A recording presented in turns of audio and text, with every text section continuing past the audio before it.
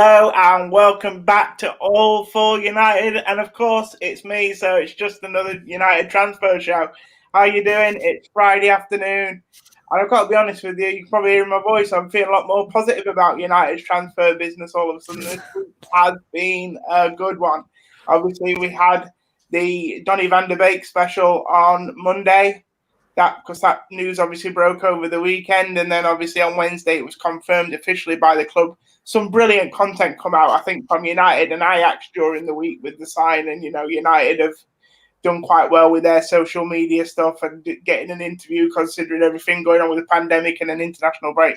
And Ajax have done some really cool things, I think, since the signing, wishing Donny well, creating videos, even a letter from Edwin van der Sar to United fans. I just think there's been some really nice touches. So just can't wait to see Donny in the shirt now, to be fair. So that's all done.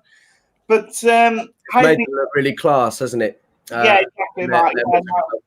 I agree, yeah. So, well, I'll introduce you guys first of all before we get into it. Obviously, Mark, you're on with us today, mate. Good to see you. How you doing? Yeah, very well, thank you. Thanks for having me on again. Looking forward to going through all this business. Yeah, no, obviously, no, it's a pleasure to have you on, mate. Always great to have you on. Kieran, one of my good friends, mate. How you doing? Good to have you on, mate. Yeah, all good. Good to be back. Good to be back at United. Last time you were on here, I think you were struggling for the airways a little bit, weren't you? Because you were. I think what was it? Paulie going on his 20-minute rant about it must have been Thiago or something. Thiago or something like that. I think it was a mixture of the Thiago rant and a Glazer rant as well. All told, I think it took you about 20 minutes to get on, but you stayed patient, mate. So hopefully you get a bit more airtime today, mate. Although I don't know, because Mark's got a lot to say, and my other guest, final guest, my usual guest, the wonderful Hader. You've been doing some great work recently, mate, so it's always great to have you on. How you doing? Yeah, I'm good, mate. Always a pleasure. Unfortunately, we've got the wrong Irishman today. I thought we were getting a certain reporter from Goal, but I think Kieran will do, won't he? Yeah, well, we were hoping to get someone on, mate, but at the end of the day, Kieran, you're always our first choice, mate. So it's great to have you. When it comes to Irish, anyway, you're our first choice. Don't tell Joe that. Yeah, no one told Joe that. Right, so let's get cracking, guys. Like I say, obviously, Donny van de Beek announced on Wednesday. I don't know what you guys think, but I think that could spark, sort of be the catalyst now for a real busy couple of weeks at United, because we obviously have this window that's open for, call it another month or so. But, United are not going to really want to take a lot of things down to deadline day if they can help it. And one of the areas of the squad that I think might move first is defence. I mean, the feeling is now that, Chris Smalling's getting really close to leaving the club. Fabrizio Romano said it's so close. I'm going to come to you first, Mark, because obviously this is something that you've written about in the last couple of days for All for United. What's your take on it? How close do you think Chris is now to leaving the club on a permanent basis? Well, according to Romano, very soon. I think it would be a good deal for all parties. I think obviously there's been lots of numbers being thrown about for how much he's going for, and I don't think anyone's really sure of what that's going to be. If we can get 25 million for him, which is never going to happen, that would be quite incredible business from Ed, and fair play to him, but that's not going to happen. I'm seeing now obviously sort of 9 million plus some sort of add-ons, and ultimately I think questions were asked about Chris Smalling and could he be the player to sort of sit alongside Maguire. He's 30 years old now. I don't think we can expect a huge fee. And, Ollie's, we don't know anything. Ollie's got his own views and his own, probably his list of transfers. And perhaps, Chris is not the right man for him. And I think he's been a great servant to the club. Obviously, he was there during the Fergie days. He had a great season for Louis van Gaal. Had a really good season, 2015-16. And I wish him all the best. He did obviously very well last year. Was quite a hit, and I hope he continues that. Thank you. Yeah, now, and just to remind everybody before we go on, we are live. Some comments coming in already, so that's great. People getting involved on Twitter, YouTube. If you're on Twitch, jump onto YouTube, get involved with the comments. Let us know what you think about the defence. And obviously, if Chris is going, we might be looking at getting some players in. We're obviously going to talk about that in a little while. But obviously, Mark touched on the confusion with the fee there, Kieran. Yeah. You know, I saw something last night that had the fee down as little as maybe 9 million up front and something like 3 million add-on. You know, if the fee is going to be so low like that, do you think that's a bit of a cause for concern? Is it important here that United get good money for this player? Because from what we believe, you know, they're going to have to use the transfer funds that they generate towards the transfers that they bring in, obviously. Yeah, I think the fee is always going to be an issue because it's probably in between what we've been hearing. So for a while, we were hearing it was closer to 20 million euros. And then there was a report yesterday that came out with 9 plus a 3 or 4 million add-on.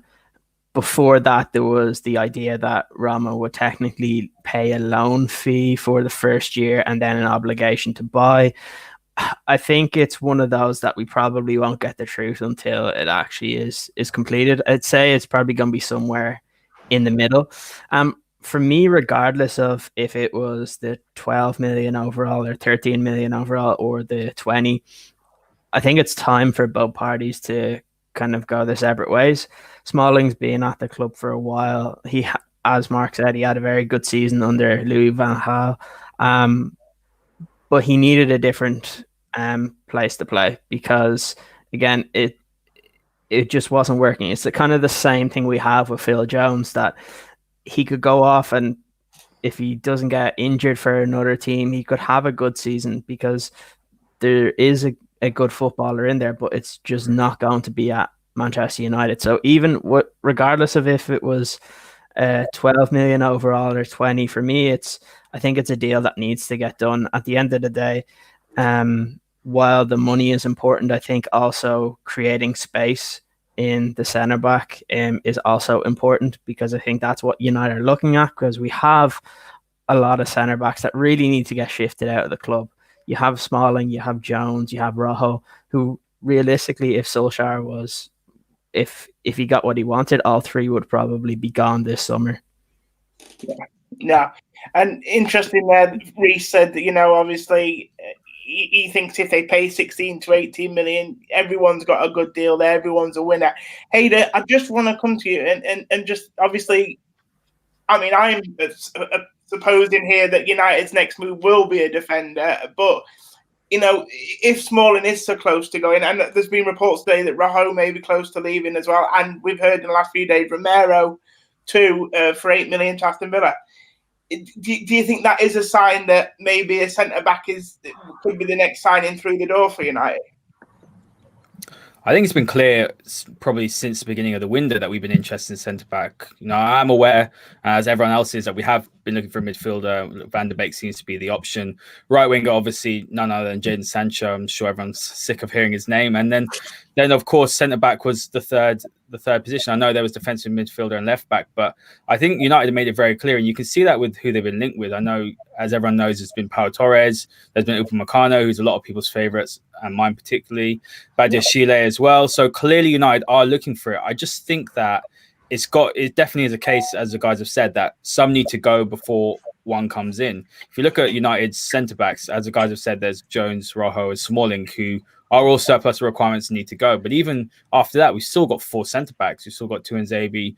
You've obviously got Maguire, Lindelof, Bailly. The problem is that Bailly can't really keep fit, so that's the issue there. So I do think that every single fee that we get, every little penny we get needs to be as high as possible and needs to go towards that new centre back. I'm not so sure that centre back will be the next signing. I do think that there are conflicting reports on who we want, and I think it completely depends on who we can get out the door, and it also depends on who's coming in, because I think the priority still is Jadon Sancho, and possibly United could go into the season without another centre back. I'm not too sure that's the case, but no, I think we will get a centre back, but again, it just depends how much money we get in, who we can shift out, and realistically how much money United could put down on a down payment for a centre back.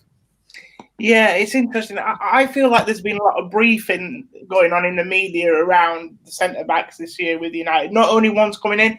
I heard James Cooper talking on Sky Sports the other day, and he thought that it's maybe 50-50 that Smalling could stay at United this summer. I don't think it's ever been 50-50 that Smalling was going to stay at United. I think it's always looked likely that he would go again. It's just whether it would be a permanent deal this time or a loan with an option to buy. Either way, it doesn't really matter. I think one of the problems. Sorry to interrupt. I think one of the problems for us with Chris Smalling is they know we're probably not going to use him, and also they know, he had a good season at Roma, so it puts us on the back foot really. So I even though we're not going to get 20 million, I think United would just be happy. And as you mentioned, as we've all mentioned, I think everyone will be happy at the end of it. But it's put us on the back foot because they know we want to get rid of him, and they could probably get him for cheaper than what we're holding out for. Yeah, and this is the problem. I think when you are wanting to sell to raise funds, you are sort of in the hands of the buying clubs who are buying your players, because if they take time, obviously it knocks your business down the way. Joe, can I add something quickly? Yeah, carry on, Heidi.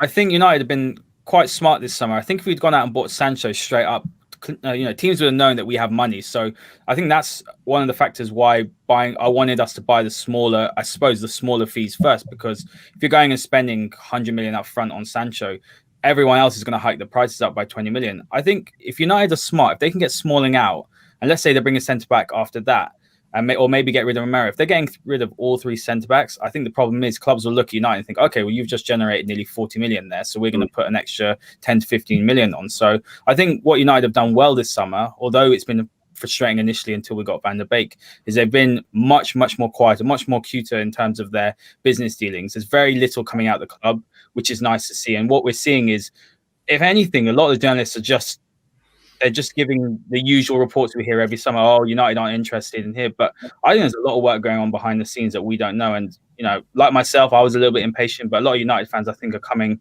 close, to that sort of realization that actually I think United are very serious this summer about the business they want to do. Yeah, and I'll tell you what I'm more optimistic about as well now is actually the fact that there seems like there's money there, isn't it? We've obviously spent on Van der Beek without having to really have anyone go out the door, with the exception of Sancho, because obviously we've had Phil Brown on here before. You've worked with Phil Hader, and we've talked about club finances, and a couple of weeks ago it was looking a bit sort of doom and gloom, wasn't it, in terms of money? But it just proves, I think, the fact that they've gone and done the Van der Beek deal the way they did without much negotiation, that money is there to spend. But I do want to move on, because obviously we feel like Chris is close to going out the door now, and like I say, we do believe that United would have probably strengthened in that area anyway, regardless. But there are two real main names that are coming up at the moment when, we talk about United and centre-backs. And the first of those I want to talk about, and I'll come to you, Kieran, because I know that this is a player that you've sort of done a bit of background in work on and also know a little bit about. Yeah. It's young Monaco centre-back, Badiashile. For people out there, can you tell us what you know about Badiashile, and in terms of his links to United, what's happened so far on that deal? Yeah, so I think it happened back in June was the first links when everything came up, because they were comparing him, Gabriel, and Torres. So at that point, I decided to have kind of a look between the three. And for me, it was Torres was the most ready centre back to come in, and you could just slot him straight in beside Maguire and not have to think of anything. For me, Gabriel was one that he suited the kind of style of player, but for me was still, he wasn't on the same level as Torres and doesn't have the same, I think, potential as Benoit Badiashile. What I would have said about Benoit is, number one, is that yes, while he is raw, he is 19, but he's still played over 70 times for Monaco. So there's not many 19-year-olds out there that have played that amount of times for the first team. Now, he was basically pressured into having to play because it was during a transitional period in Monaco, kind of that year after Mbappe was sold. And then I think Thierry Henry came in and he was kind of forced into playing. Now, the thing with him is that he's kind of their central cog for that defense. The reason for it is because really his athleticism, his pace, and when he plays beside Jose Fonte, which we all know from Southampton, he's not exactly the quickest centre back out there. So often he's the one that has to cover for when there's a kind of the lapse in speed that Fonte would have. But the one thing that kind of suits to what we've said that Ollie has been looking for is that kind of ball playing centre back that's comfortable on the ball, is comfortable bringing it out and kind of displaying passes not only long but through the midfield. And when you look at Monaco, he kind of starts off a lot of their attacks. It goes to him from the start, and really there's a lot of pressure that's put on him where he has to do a lot from the defense, not only on the defensive side but also to kind of be able to generate their attacks. So while he's probably not as ready as, we'll probably talk about Upamecano because we've seen him in the Champions League already, but also when we looked at kind of Pau Torres before, which it was clear United have him on that list as well, the price probably isn't the right year for that happening. So really, when you look at potential, you look at kind of the skills that Ollie's looking for. Really, if you, of the players that, I'm not going to use Upamecano in this, but from the three that I looked at earlier in the year, if you have to ask kind of who is going to be that kind of superstar centre back in 3 to 5 years' time, I probably would have said Benoit Badiashile. Now, the interesting thing is already Monaco really want to keep him because, again, it's not a club that goes out and spends a lot of money on players. So they are kind of reliant on their young players coming through. So we've already had that one deal or that one offer that was rejected, but there was that report that Bayer Leverkusen were very interested in him. Now, Bayer Leverkusen had just sold them Kevin Volland, and reportedly on three different occasions they tried to get Benoit Badiashile in that deal, and it was rejected all 3 times.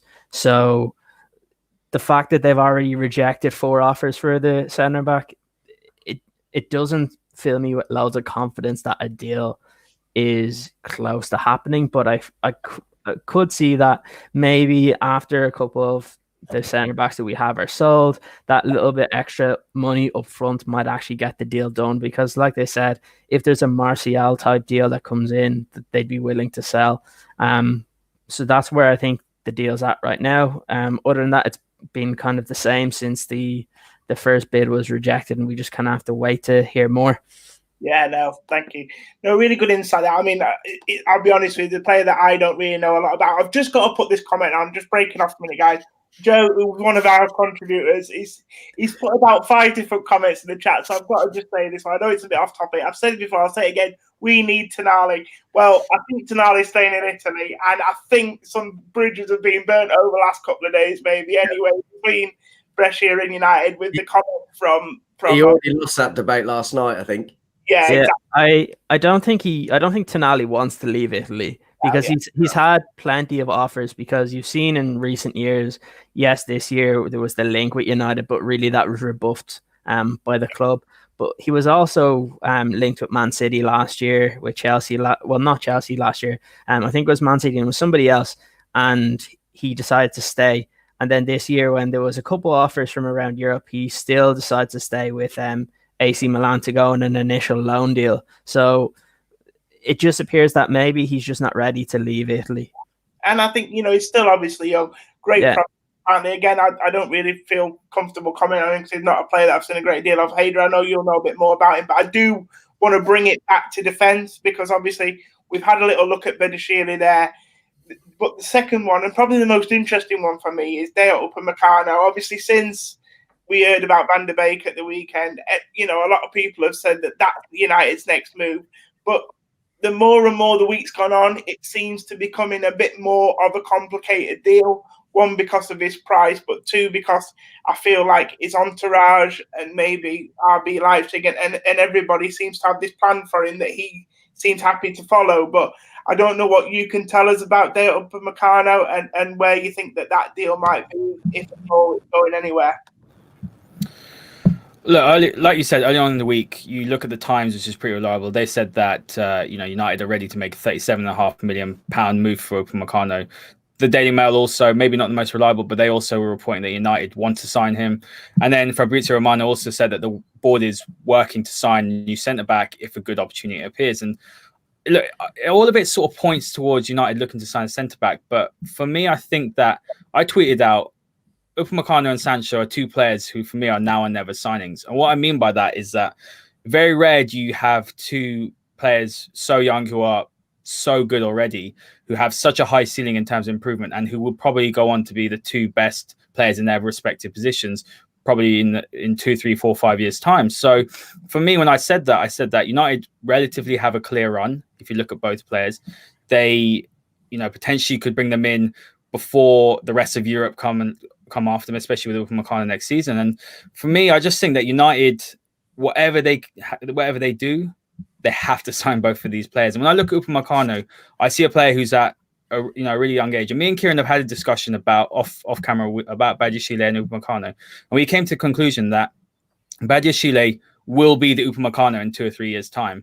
But it depends what United want. Do they want the player who's probably more ready, who can slot right into our back line? Or do they want someone like Badiashile, who will probably go on to be a very good player, but who is not quite ready and would represent a kind of a risk, having to learn while on the job? And I think when you look at Upamecano, I'm not convinced by Pau Torres. I know you shouldn't really talk about players seeing one game, but when I watched him last night, my issues were that he was too similar to Lindelof in terms of he's probably better in his positional sense, and he's very good on the ball. But United's problem is that the centre-back pairing, they're not bad players, Maguire and Lindelof, but it doesn't work. They don't complement each other. They're both slow, and they're both, I don't think they're aggressive enough. And you look at Upamecano, one of his strongest assets, apart from his ball-playing ability, which he's very good at, he can do really good long passes, something Ollie's looking for. He averaged about 6.2 long passes per game, which is very impressive. But he can step out into midfield. He's very aggressive. He puts pressure on the attackers, as well as having that recovery pace. And if Ollie decides that he wants him to drop back and cover for Maguire, I think he'd be the perfect partner. So that's why I've never really been taken with the Pau Torres rumors, because one, the price tag, and two, I just think he's another one of what we've got. I just don't think he's got the pace which is needed. United need a specific centre back, and when you're looking around Europe and someone like Upamecano who is potentially available, I just think if United put down more than what the release clause is for next season, he's their man. I honestly think he'll move. I think from the comments the other day, he's saying obviously, I'm happy, but it's Man United. He said in the past he wants to join a club like Man United. He's obviously, grown up watching United be dominant. I just think that United have a now or never opportunity for him and Sancho. More him, put the money down and he's yours. The question is, do United have that money? And that's why I said earlier, getting those players out, getting Romero out, getting Smalling, Rojo, Jones out, just getting as much money as possible. We've got Dalot there. That's another one you can maybe push towards Leipzig. He's young. He's got a lot of potential. They do like to bring in young players. So for me, I just think Upamecano completely complements Harry Maguire, makes up for his deficiencies. And I'd be absolutely gutted if he missed out. And I'm just being honest. Next year, when everyone around Europe's after him, you've got Real Madrid, you've got Bayern Munich, I just don't see us having as strong a chance, unless United obviously have a phenomenal season this year and win the Premier League or go very far in the Champions League. I just don't see it. So for me, I'd take him over Badiashile and over Pau Torres. And I just think United pay more than release clause, and I think he's ours. Yeah, and I think like you said there, mate, for me, I totally agree with you. It's another Sancho deal. It's now or never for United. I think if they leave it till next year, it looks like there's already a plan to go to Bayern. But like you say, aside from the plan to go to Bayern, there'll be tons of clubs interested in him if he has another great season. So, Mark, Hader posed a bit of a question there. A defender for now or a defender that we can develop and become a strong first-team player in the future? You've heard both sides of the argument there. Where would your money be? I'd love to go for Upamecano now. I actually did an article a couple of days ago, and it basically said exactly what Hader's just touched upon. Now is our opportunity. Real Madrid and Barcelona have both said they're very much interested in Jadon, and they've taken themselves out of it because of the financial climate at the moment. And now is our opportunity.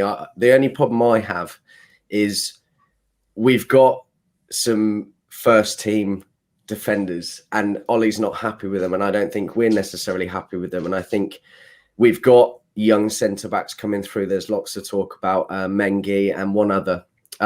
So I feel that we have got the kids that will come through and potentially show their potential. So I feel that we probably need a ready-made defender to buy now, so we can slot straight in. And I do believe that Upamecano is that man.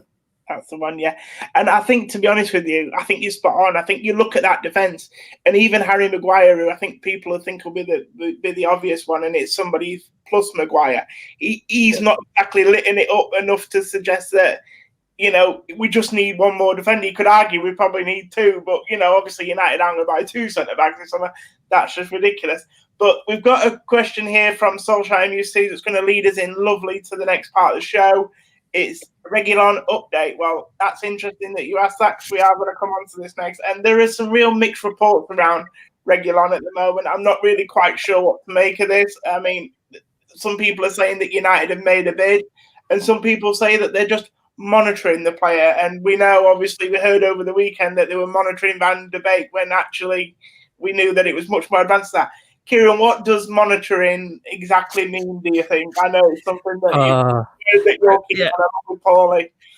Yeah, personally, I think you kind of have to look at what happened with the Van der Beek deal to know what it seems to mean when United are monitoring a player. For me, it seems to me is that they're interested, and really until they know what deal is going to get accepted, they're not going to put a bid in. It's the same thing with Jadon Sancho. They're not going to put in a bid because they know how much Dortmund want. They're going to negotiate that first, and before they put in a bid, they're going to make sure that whatever they put in ends up getting accepted. We've gone past the stage where you'll bid 20 million for a player, gets rejected, then you'll bid 22, gets rejected. We're past that. Teams are in constant negotiations with each other, and that's why you see a lot of deals take time. It's also why when a deal like the Van de Beek deal happened, that the teams were actually talking since January. So they knew roughly what the deal was going to be. It's the same. United know what the deal roughly is going to be for Sancho. But again, they're not going to put in that official bid until they know that that bid is accepted, and they can kind of move on with the next step in that negotiation.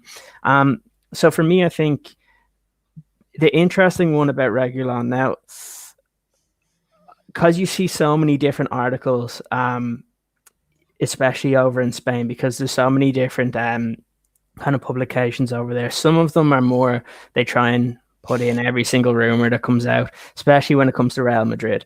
For me, I lived over there for a year. I know what it's like. Every single day you walk past kind of one of the news agents there, you'll constantly see some transfer rumor in a newspaper.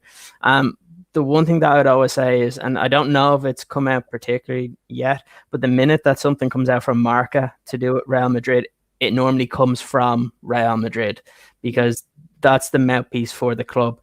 You also had kind of the ABC come out today. That's also kind of one of the more popular newspapers over in Spain. It's a lot better than what we would have seen with Sport come out over the last few days. And the fact that they've come out, I think, puts a bit of more reliability on it. My guess is that, while it's not completely accurate that an official bid has gone in, I would say the clubs have spoken. There's too many specific details that are coming out for this to be completely made up. So I think what we've seen today was that originally we heard that Madrid wanted to put a kind of a guaranteed buyback clause, which has now kind of changed to where it's more of they want a higher percentage of a sell-on clause, or if Manchester United were selling him, if we ended up buying him, that they would get their right of first refusal. So there's a lot of things that come out here that isn't usually just made up in the media. It's kind of stuff that you would normally hear from clubs kind of trying to push something out there. It's probably a difficult deal to get done for one reason, is that he's from Madrid. So he probably likes being a Real Madrid player. And if he had the chance to go back to Sevilla for a year and then know that he could end up starting for Madrid the next year, I think that's what would happen. His problem is that he has Marcelo ahead of him. He has Ferland Mendy ahead of him. And then one of the better players in the Real Madrid youth team, Gutierrez, is a left back who, by all accounts, is actually the player that they are expecting to take over from Marcelo and Mendy. So it's a difficult one for Reguilon, because while he loves the club, it's in some of the stories when you kind of do some research is that he was a Real Madrid fan growing up. He's from the city. So it's never going to be easy for him to say, okay, I'm ready to leave. So that's why I think it's a tricky deal. I think when you look at it, United have apparently decided that they can bid more cash up front right now, which is what Madrid need, because again, the pandemic has probably hit them harder than most teams, and you wouldn't have expected that from Madrid. But with the amount of money they spent last year, I'd say if it was an all fair negotiation where if Reguilon was fine with wherever he went, I'd say United were in the lead. But again, I think this one might rumble on a little bit longer than we would like. Yeah, and Nathan said in the comments here, Schneider and Gaetan were also monitoring. They still are, aren't they? They still are.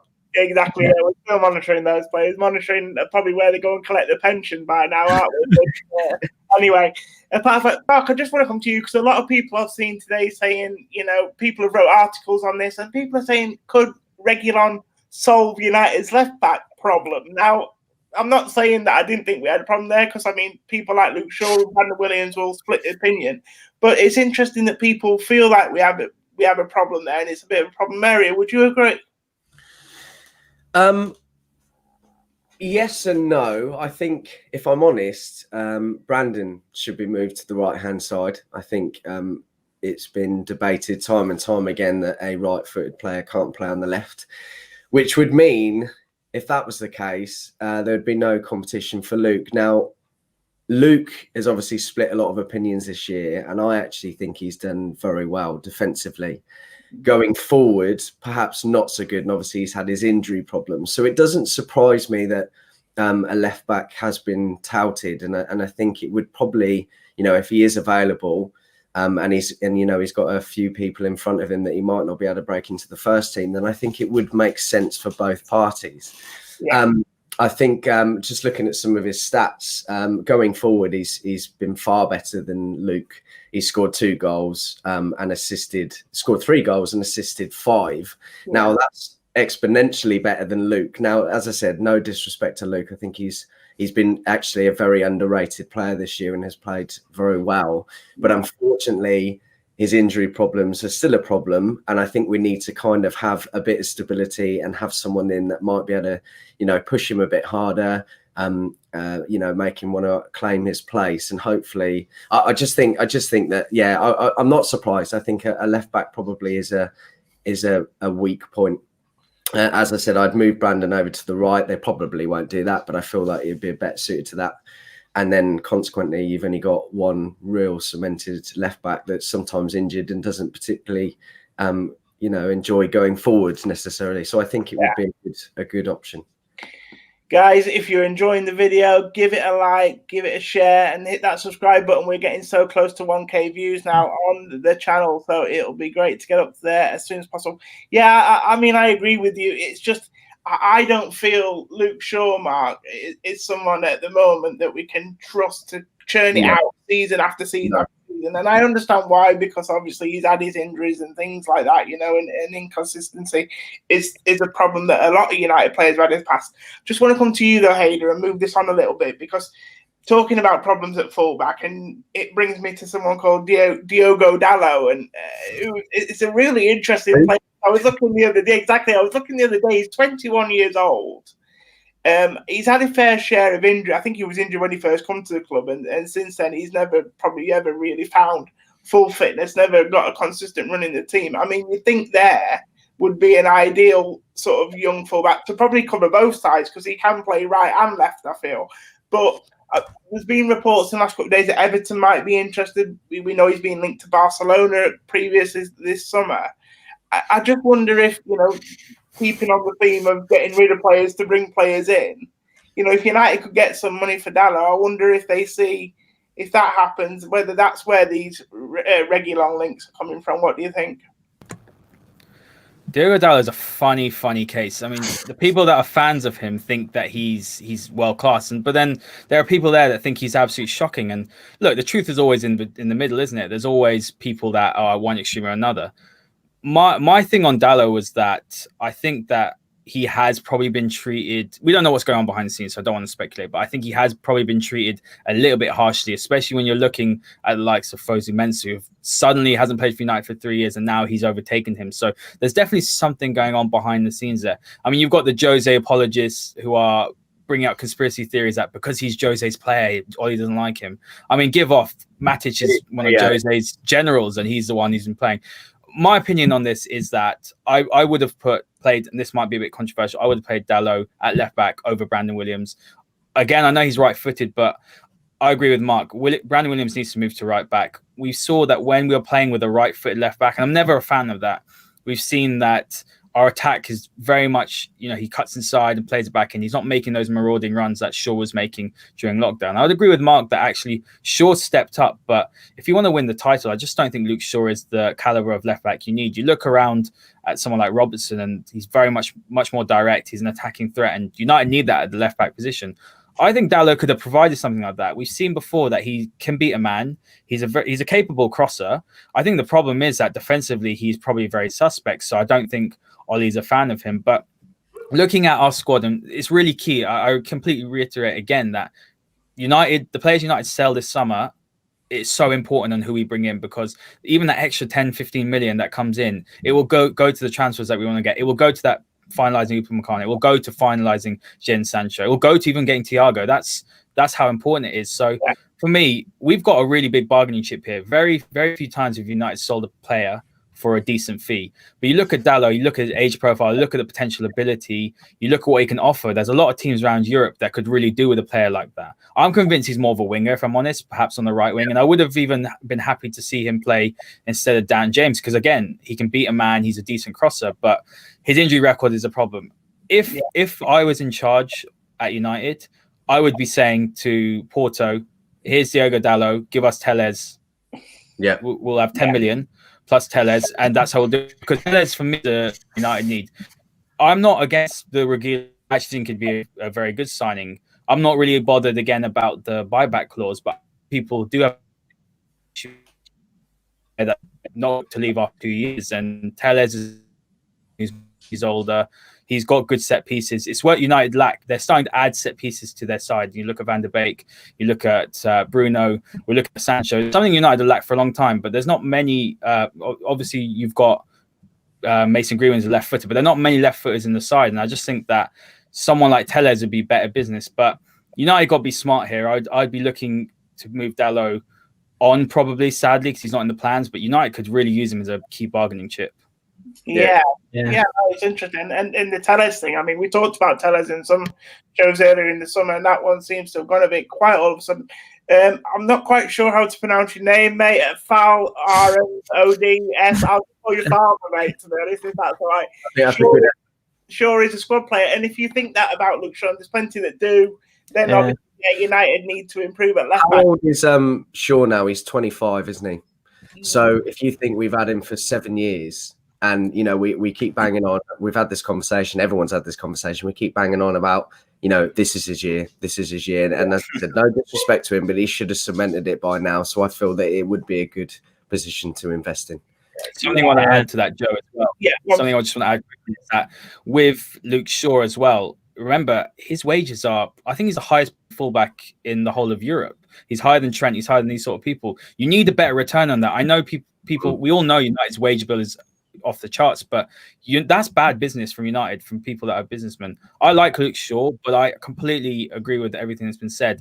If United want to win the league, especially if they, for example, let's say if Sancho doesn't come in and we look to play a 4-4-2 diamond, those fullbacks are so key to our United's attacking play. I mean, if you've got Wan-Bissaka on the right side, who is attacking, and it's been very well documented, if he sits a bit deeper, that left fullback has to be an attacking outlet. He's essentially got to play, because Rashford's going to come inside, isn't he, and play almost next to Martial. So that left fullback needs to be essentially like a winger, and enough going forward. He doesn't have a good enough end product. So yeah, for me, we have to upgrade on it. I was actually saying we need a left back more than a centre back, but we saw after the restart our centre backs are a calamity. So yeah.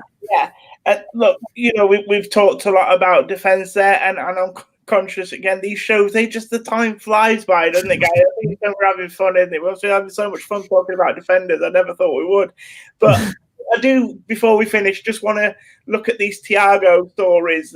Obviously, a midfielder that's been heavily linked with United over the last couple of weeks now. It's started to gather a bit of pace. Two real quick questions on this. I'll come to you first, Kieran. I don't know. I mean, I'm starting to hear that Wijnaldum could go into Barcelona's becoming more of a possibility. Are United just a convenient link here to keep things rumbling over until Liverpool can do this deal with Barcelona with Wijnaldum, which might gather pace now, obviously, with the Messi news today that he's not going anywhere. In case you haven't seen it, Messi has decided to go to Barcelona. In other news, rain is wet. But anyway, you know, I don't know. I mean, do you think that this is all, you know, are we just getting linked with Thiago as a way of speeding Liverpool up? And actually, when Liverpool do get rid of Wijnaldum to Barca, do you think that Thiago obviously get his Liverpool move? Yeah, look, I don't think it was as simple as put United's name in it to try and speed up Liverpool. There were credible reports that Solskjaer even called Thiago. Now, the difference is his wages that he's looking for is probably higher than what Solskjaer is comfortable in, and the club is comfortable in handing out, especially when you do have a player that, again, you have to wonder is, from when we look at the contracts that are given out at United for new signings, the average is between 4 to 6 years. So if you're giving out huge wages, if you're giving out big wages for the first couple of years of that contract, that's fine. But if you're giving out where it wasn't even reported how much it was, but let's just say it gets to that kind of 4th, 5th, 6th year and he's still on high wages, we would have an issue that we have now. I've said it before, he's kind of the key cog that we need in that midfielder, that style of player, especially if you want to have the likes of Van de Beek, Pogba and Bruno to be able to kind of play forward and not have to worry too much about the defensive side of the game. You need someone like that. So for me, I think it was a genuine interest, but I think the kind of wage demands that have been put up there are obviously something that has slowed Man United's advances for the player. It's clear that they like him. I think it just depends on that. And it's been pretty obvious that kind of the front runner has always been Liverpool. The link's been there for months now. And with Wijnaldum probably going to Barcelona, you'll probably see that deal accelerate.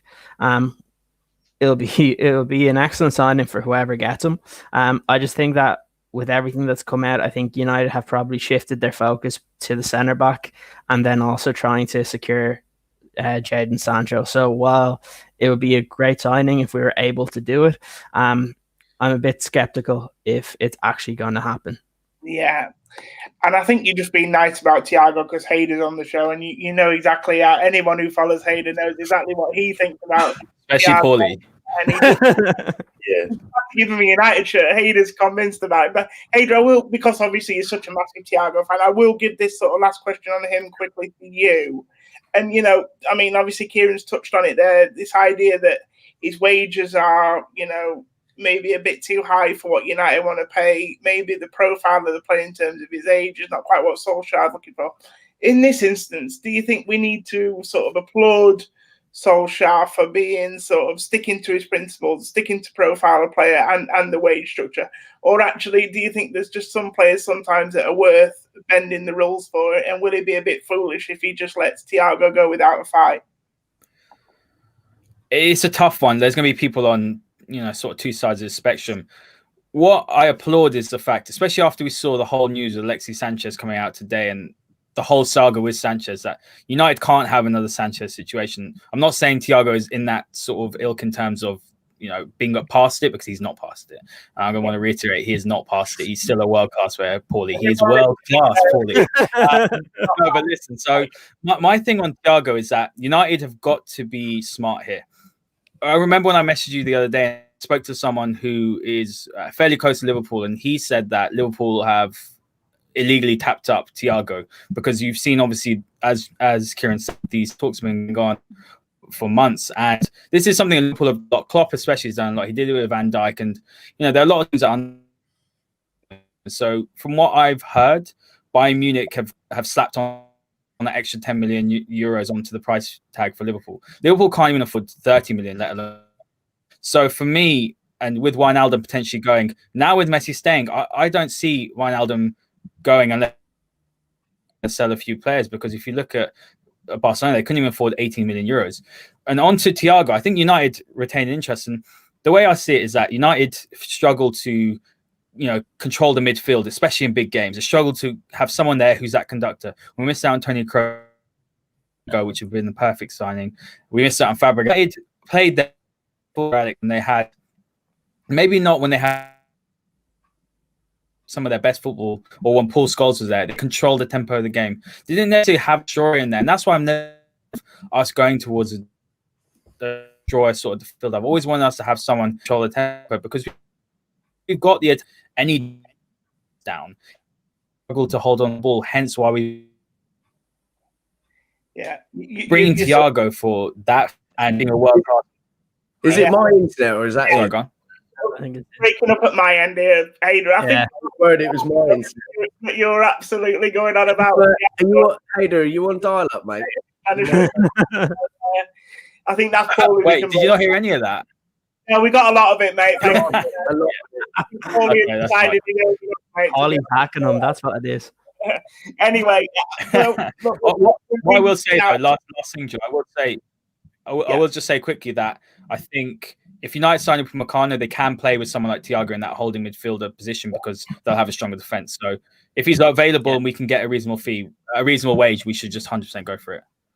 Yeah, totally agree with you. I think, the next midfield signing will be dictated by what United's defence looks like next year, because with the defence currently as it is, you cannot have, you need to have at least one very defensive-minded midfield player in that team. That's why the only disappointment with the Van der Beek signing is that we may unfortunately not get to see the three of them play together too often, unless the sort of game situation dictates it.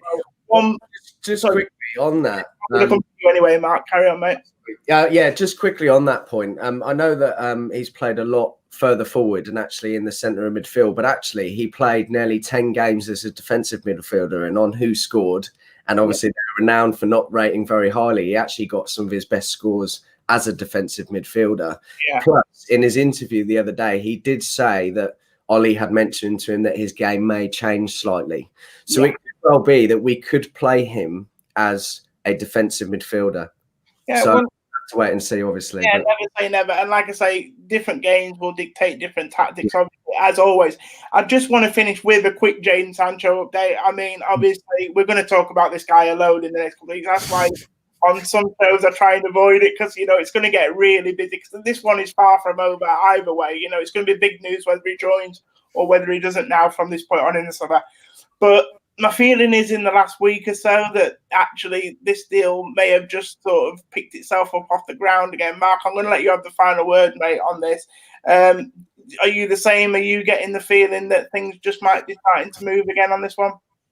I hope so. It's obviously come out in the last few days that United were very frustrated with how everything was being leaked, and they wanted to kind of have it as a more calmer situation and try not to give too much away. We've seen that with Van der Beek recently. It could be happening again. We don't know what's going on. We're not going to know until, unfortunately, the fat lady sings at the end. Yeah. So I haven't started singing yet, mate. So we're all right. My heart says yes. My head says yes. Hopefully. I'd love it. I'd absolutely love it. And hopefully they are working on that. I think it would be a massive statement of intent. And I do believe that things have gone quiet. And as we've seen, like I've already mentioned with Van der Beek, things were quiet then. We had absolutely no clue. So what I will say is I wrote an article on Van der Beek, and I reckon Ollie read it. So I'm going to have to write one about Sancho, Thiago, and hopefully something comes out of that too. Maybe you're a good luck charm. And Hader, someone who talks to a few journalists, and definitely in the last couple of weeks, no news is good news, right? Yeah, absolutely. I think from what Jamie Jackson did say the other day, he was very calm about it. He said that the position hadn't changed, just as Mark said, United wanted to be more quiet with their negotiations. So, yeah, I expect it to be done, but a little bit later on. I just want us to get a few more in before, I'd like to get a centre back, maybe with Upamercano. I'd like maybe a Thiago. I think Sancho was always going to be one that was going to run on, but no, I think from what a few journalists have said, I think it will happen. Just we've got to be patient, and we'll have one hell of a player, hopefully, wearing that number 7 shirt. Yeah, that's the kind of deal where you don't really want to show the colour of your money until you've got everybody else sort of doing everyone see what else you've got. But unfortunately, guys, that's all we have got time for today. Oh, hang on, a comment's just come up here. That's funny how that just came up randomly, wasn't it, like that? But thank you very much for whoever's put that out. I have no idea who that might be. But no, thanks so much for your time, guys. We've run over again, as we often do on here. The chat is always so great. And I appreciate all your insights. I mean, you're all brilliant writers for All for United. Hayley, you do some brilliant things for All for United, but also on your own channel as well. You talk to some great people. So the insight's fantastic from you guys. So I really appreciate you coming on.